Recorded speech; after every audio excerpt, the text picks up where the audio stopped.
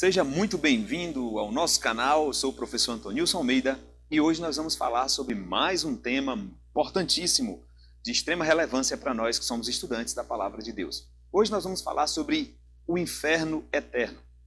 Hoje nós vamos falar sobre a revelação progressiva de Deus e a compreensão de evolução sobre a perspectiva da palavra inferno.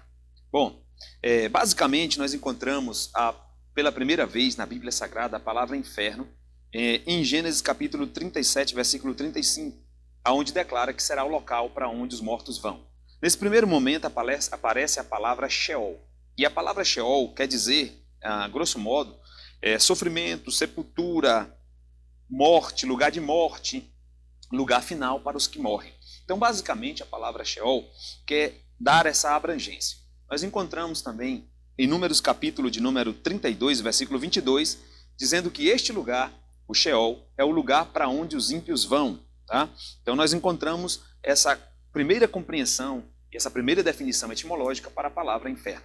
Todavia, ao longo da Bíblia Sagrada, como também em Números capítulo 16, versículo 3, você vai encontrar em Ezequiel capítulo 31, versículo 18, Amós capítulo 9, versículo 2, Isaías capítulo 38, versículo 10, e 2 Samuel capítulo 22, versículo 6, e o Salmo 6 e o versículo 6, tratando já num caráter mais evolutivo sobre essa palavra inferno, que seria um local no centro da terra, que teria portas, ou portais, como por exemplo o Salmo de número 6 e o versículo de número 6. Então a compreensão amplia de uma perspectiva apenas de sepultura, ou de um lugar específico para onde os mortos vão, e vai começando a tomar um corpo. Claro que isso tem uma linguagem mais simbólica, mais conotativa, uma linguagem mais metafórica. O inferno no centro da terra, um local de sofrimento, um local aonde os ímpios vão e um local que também tem portas. Basicamente, a evolução da revelação progressiva vai se dando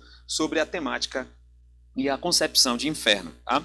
Bom, a grosso modo, a linguagem genérica para inferno, seja de forma materialista, sepultura, ou de forma espiritual, lugar de condenação da morte, ou até libertação de Blá, essa era a compreensão da época que vai se dando ao longo do pensamento e da evolução do pensamento do período do Antigo Testamento. Tá?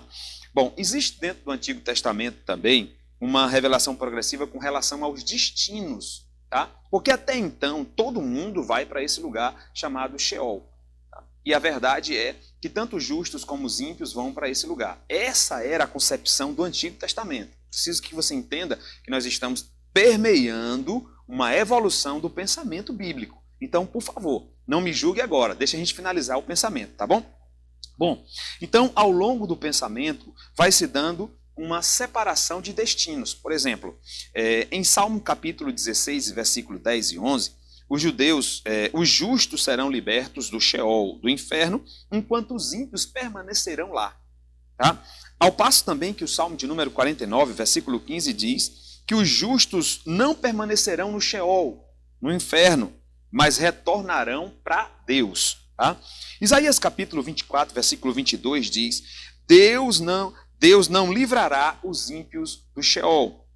Isaías 25, capítulo 8, diz que a vitória depois da morte, há uma vitória depois da morte para os santos. Então já existe uma concepção de finalidades, de objetivos finais para os ímpios e para os santos. Ainda que no primeiro momento haja uma possibilidade de todos estarem indo para esse lugar, Sheol. Então, a grosso modo falando, e no primeiro momento, Sheol compreendia a sepultura.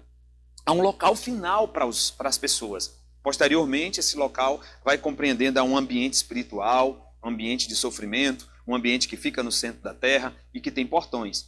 Depois desse ambiente, onde todos os ímpios e todas as pessoas que morrem vão, de lá são tirados os justos, os santos são retirados de lá, como se houvesse um outro destino específico para os santos, que ainda não está definido no Antigo Testamento.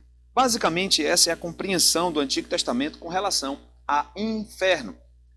A contramão disso, e você deve entender também do ponto de vista teológico, é que no Antigo Testamento a perspectiva de salvação estava ligada à terra, direito à posteridade e direito à adoração, ou seja, a dependência da chuva temporã e da seródia. Esses eram os elementos que denotavam a salvação na compreensão dos antigos dos que viviam no Antigo Testamento.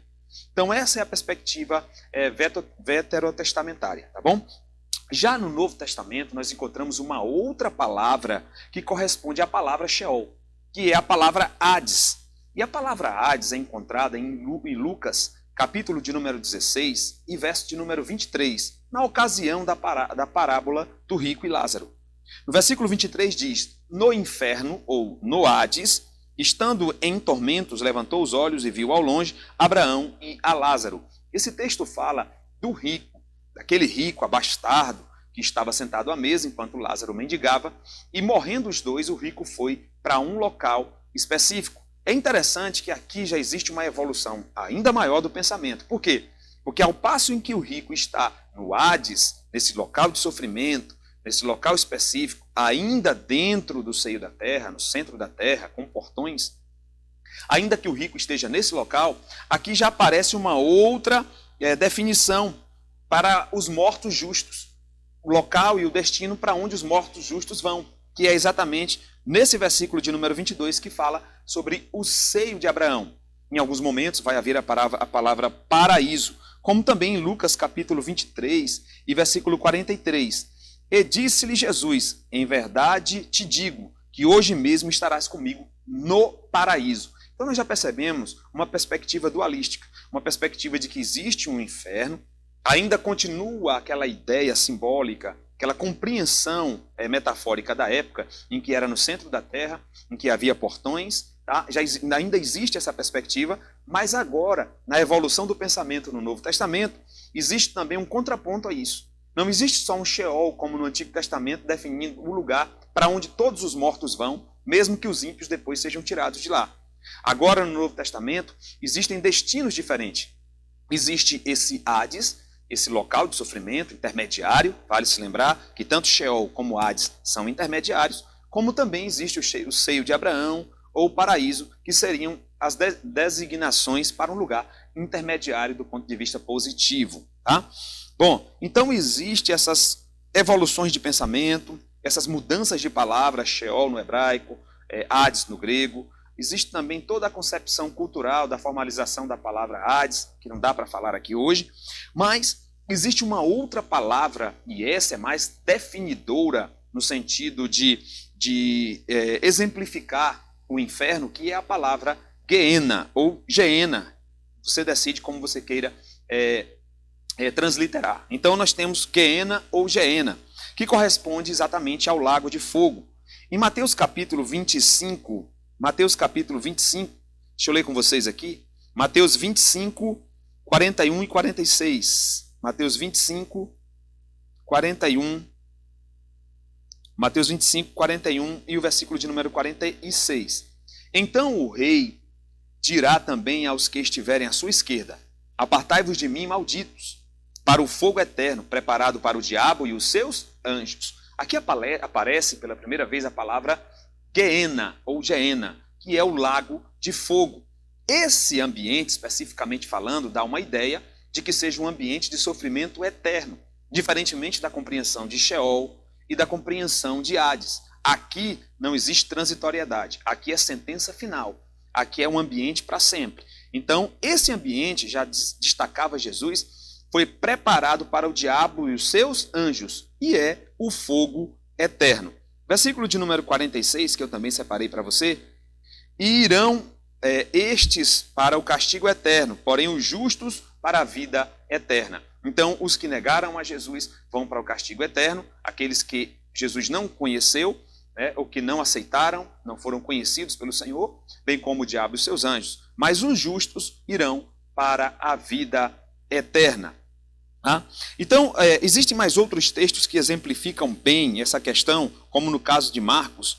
Marcos capítulo de número 9, versículo de número 43, Marcos 9, 43, olha o que diz aí.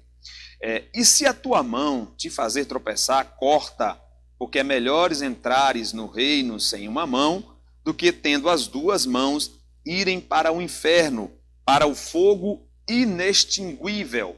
Existem outras traduções que falam sobre o fogo que nunca se apaga.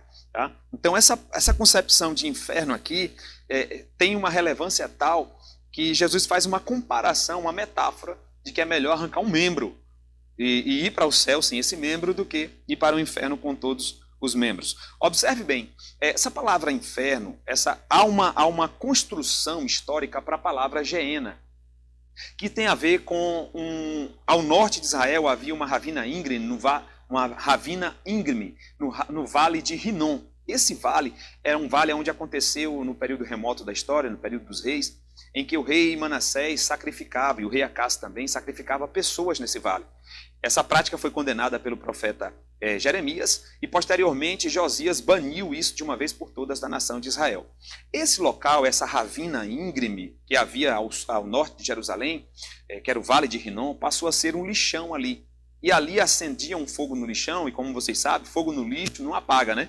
Então daí vem a ideia de lugar ou fogo que não se apaga, que posteriormente leva o nome de Lago de Fogo. É daí que vem a construção histórica da palavra Geena, ou da palavra inferno, tá bom? Bom, e aí nós temos também em Mateus capítulo 26, olha que coisa maravilhosa essa colocação de Jesus aqui, do ponto de vista prático da coisa.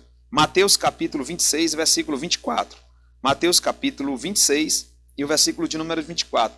O Filho do Homem vai, como está escrito ao seu respeito, mas ai daquele por intermédio de quem o Filho do Homem está sendo traído. Olha o que diz aqui, ó, melhor lhe fora não ter nascido, não haver nascido, ou melhor, o que é que o texto está dizendo? Era melhor para aquele que vai trair o Filho do Homem não ter existido do que passar a existir em um lugar de sofrimento eterno. Essa é a concepção do texto. Então, Jesus estava dizendo que é melhor até não existir do que passando a existir termine num local como esse. Para finalizar a nossa reflexão de hoje, antes de mais nada, eu queria passar aqui rapidinho por 2 Tessalonicenses. 2 Tessalonicenses, capítulo de número 1 e o versículo de número 4 ao versículo de número 9. Olha o que diz assim, ó.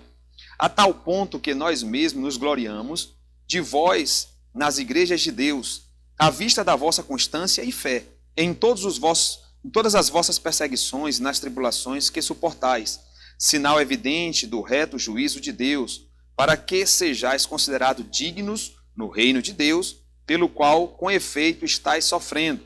E se de fato é justo para com Deus, que ele dê a paga da tribulação aos que vos atribulam, e a vós outros que sois atribulados, alívio, juntamente conosco, quando do céu se manifestar o Senhor Jesus com os anjos e o seu poder, em chama de fogo, tomando vingança contra os que não conhecem a Deus e contra os que desobedecem ao evangelho do nosso Senhor Jesus Cristo. Então aqui aparece mais uma vez chama de fogo como critério de punição para os que não conhecem a Deus. Isso está em Tessalonicenses capítulo 4, versículo 8. O capítulo 1, 2 Tessalonicenses, e o versículo de número 8. Tá? Estes sofrerão, versículo de número 9, a penalidade de eterna destruição, banidos da face do Senhor e da glória do seu poder. Daí vem a expressão de Jesus com relação ao que o trairia. Melhor seria não ter nascido do que viver eternamente a eterna destruição, banido da face do Senhor. Pior do que não existir é existir longe da presença de Deus. Essa é uma concepção mais filosófica da questão de inferno. E para finalizar, eu quero ler com vocês Apocalipse, capítulo 20, para finalizar o nosso pensamento e essa construção bem rapidamente sobre o inferno. Apocalipse, capítulo de número 20 e os versículos de número 13 e 14. Deu o mar os mortos que nele estavam, a morte e além entregaram os mortos que nelas haviam, e foram julgados, um por um, segundo as suas obras. Então a morte e o inferno, aqui cabe a palavra Hades ou Sheol no hebraico, especificamente no grego Hades. A morte e o inferno foram lançados dentro do lago de fogo.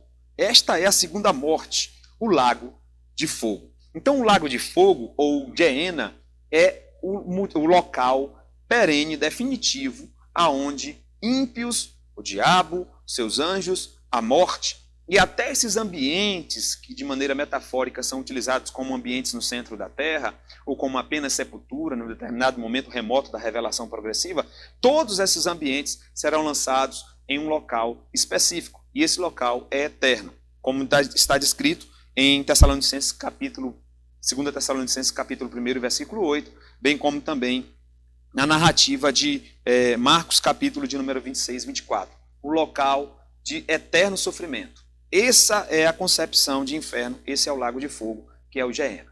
Então, observe bem, alguém pode se perguntar assim, alguém pode perguntar, bom, então qual é a justiça disso? Será que existe uma justiça nisso? Em alguém morrer e ser condenado eternamente para o lago de fogo? E aí eu queria me valer de uma reflexão teológica de Jonathan Edwards. Ele vai dizer, a gravidade da ofensa é proporcional à dignidade do que foi ofendido.